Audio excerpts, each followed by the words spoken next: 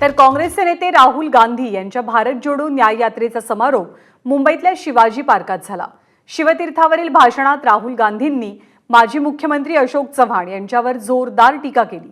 महाराष्ट्रातल्या एका नेत्यानं काँग्रेस नुकतीच सोडली आहे, ते सोनिया गांधींसमोर अक्षरशः रडले असं राहुल गांधी म्हणाले।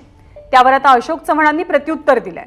राहुल गांधींचं वक्तव्य हास्यास्पद असून आपण सोनिया गांधींना भेटलो नाही असं अशोक चव्हाणांनी सांगितलंय।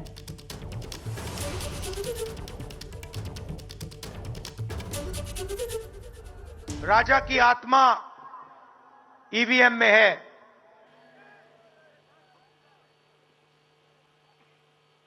हिंदुस्तान की हर संस्था में है, ईडी में है, सीबीआई में है, इनकम टैक्स डिपार्टमेंट में है। एक वरिष्ठ नेता, नाम नहीं लेना चाहता हूं, इसी प्रदेश के एक वरिष्ठ नेता कांग्रेस पार्टी को छोड़ते हैं और रो के कहते हैं, मेरी मां से रो के कहते हैं कि सोनिया जी मुझे शर्म आ रही है, मेरे में इन लोगों से, इस शक्ति से लड़ने की हिम्मत नहीं है, मैं जेल नहीं जाना चाहता हूं।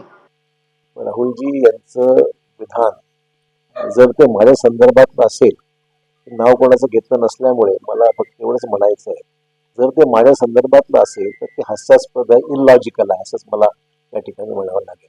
कारण की मी कधीही पहिली गोष्ट म्हणजे मी सोनिया गांधींना भेटलेलो नाही, त्यामुळे मी सोनिया गांधींकडे भेटून माझी काही भावना व्यक्त केल्या संदर्भातलं जे विधान झालेलं आहे ते चुकीचं आहे, दिशाभूल करणारं आहे, त्याच्यामध्ये काही तथ्य नाही आहे, पहिली गोष्ट। दुसरी गोष्ट अशी की मी शेवटच्या क्षणापर्यंत काँग्रेस पक्षाच्या मुख्यालयामध्ये पक्षाचं काम करत राहिलेलो आहे, त्यामुळे मी पक्ष सोडेपर्यंत माझ्या पक्ष सोडण्याची माहिती कोणालाही नव्हती। एबीपी माझा, उघडा डोळे बघा नीट।